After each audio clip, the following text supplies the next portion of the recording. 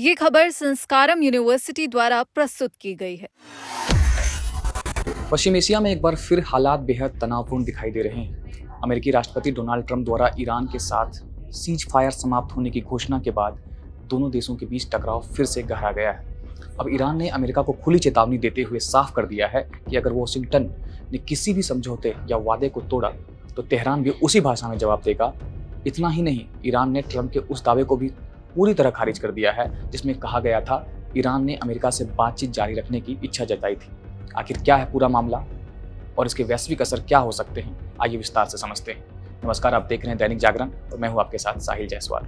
दरअसल अमेरिकी राष्ट्रपति डोनाल्ड ट्रंप के हालिया बयान के बाद पश्चिम एशिया में तनाव फिर बढ़ गया है। ट्रंप ने घोषणा की कि ईरान के साथ लागू सीज फायर अब समाप्त हो चुका है। इस बयान के तुरंत बाद ईरान की ओर से तीखी प्रतिक्रिया सामने आई है और दोनों देशों के बीच बयानबाजी तेज हो गई है। ईरान के विदेश मंत्रालय ने साफ शब्दों में कहा कि अमेरिका को यह भ्रम नहीं होना चाहिए कि यह दबाव बनाकर ईरान को झुका सकता है। मंत्रालय का कहना है कि यदि अमेरिका किसी समझौते का उल्लंघन करता है या अपने वादों से पीछे हटता है तो ईरान भी पूरी ताकत के साथ जवाब देगा। तेहरान ने स्पष्ट किया है कि उसकी नीति जवाबदेही कार्रवाई की है और वो किसी भी चुनौती के लिए तैयार है। इसी के साथ ईरान ने अमेरिकी राष्ट्रपति के एक और दावे को खारिज कर दिया है। ट्रंप ने कहा था कि ईरान ने अमेरिका से बातचीत जारी रखने का अनुरोध किया था, लेकिन ईरानी विदेश मंत्रालय ने इस दावे को गलत बताते हुए कहा, हमने अमेरिका से बातचीत की कोई रिक्वेस्ट नहीं की। हाँ, कतर के मध्यस्थों की ईरान यात्रा को स्वीकार किया गया था, लेकिन इसका मतलब यह नहीं कि हमने अमेरिका के सामने बातचीत की पहल की थी। इस पूरे घटनाक्रम के बीच ईरान के वरिष्ठ नेता और संसद अध्यक्ष मोहम्मद बागेर गालिबाफ का बयान भी काफी चर्चा में है। गालिबाफ ने कहा कि अमेरिका यह भूल जाए युद्ध ईरान के आत्मसमर्पण के साथ खत्म होगा। उनके मुताबिक ईरान अपनी संप्रभुता और सुरक्षा की रक्षा के लिए पूरी तरह तैयार है और यदि अमेरिका किसी समझौते का उल्लंघन करता है तो उसका जवाब पूरी मजबूती से दिया जाएगा। गालिबाफ ने कहा कि दुनिया के कई देश युद्ध समाप्त होते देखना चाहते हैं, लेकिन इसका अर्थ यह नहीं कि ईरान अपने राष्ट्रीय हितों से समझौता कर लेगा। उन्होंने दोहराया कि ईरानी जनता के अधिकारों की रक्षा हर कीमत पर की जाएगी और देश के किसी भी सैन्य राजनीतिक दबाव के आगे नहीं झुकेगा।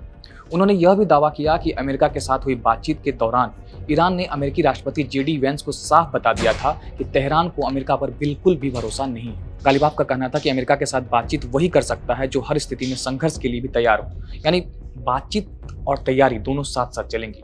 इस बीच इस्लामिक गणराज्य ईरान के संस्थापक आयतुल्लाह रूहुल्लाह खोमेनी के पोते अली खोमेनी ने बेहद सख्त बयान दिया है। उन्होंने कहा कि अमेरिका के साथ बातचीत को शांति वार्ता समझना बड़ी भूल होगी। अमेरिका के साथ बातचीत का मतलब केवल राजनीतिक संघर्ष का एक अलग रूप है। अली खोमेनी ने कहा कि ईरान की पहचान किसी भी तरह के दबाव या कथित अहंकारी ताकतों के सामने झुकने की नहीं रही है। उन्होंने यहाँ तक कहा कि जो व्यक्ति अमेरिका के साथ मित्रता या शांति स्थापित करने की कोशिश करेगा वह ईरान के हितों के खिलाफ काम करेगा। उनके इस बयान ने साफ संकेत दिया है कि ईरान ने भीतर अमेरिका को लेकर सख्त रुख अभी भी कायम है। अब सवाल यह है कि इन बयानों का आगे क्या असर हो सकता है। विशेषज्ञों का मानना है कि यदि दोनों देशों के बीच बयानबाजी इसी तरह जारी रही और कूटनीतिक प्रयास सफल नहीं हुए तो पूरे पश्चिम एशिया में तनाव और बढ़ सकता है। इसका असर केवल क्षेत्रीय सुरक्षा तक सीमित नहीं रहेगा, बल्कि वैश्विक तेल बाजार, समुद्री व्यापार और अंतर्राष्ट्रीय राजनीति पर भी पड़ सकता है। ऐसे में दुनिया की नजर अब अमेरिका और ईरान की अगली रणनीति पर टिकी हुई है। फिलहाल अमेरिका और ईरान के बीच भरोसे की कमी एक बार फिर खुलकर सामने आ चुकी है। एक तरफ अमेरिका अपने रुख पर कायम है तो दूसरी ओर ईरान ने साफ कर दिया है कि वह किसी भी दबाव के आगे झुकने वाला नहीं है। अब देखना होगा कि आने वाले दिनों में कूटनीति हावी होती है या फिर यह तनाव किसी नए संकट का रूप लेता है। बाकी इस खबर पर आप क्या सोचते हैं, आपकी क्या राय है, हमें कमेंट सेक्शन में जरूर बताएं। देश और दुनिया की तमाम खबरों के लिए देखते रहें दैनिक जागरण। नमस्कार।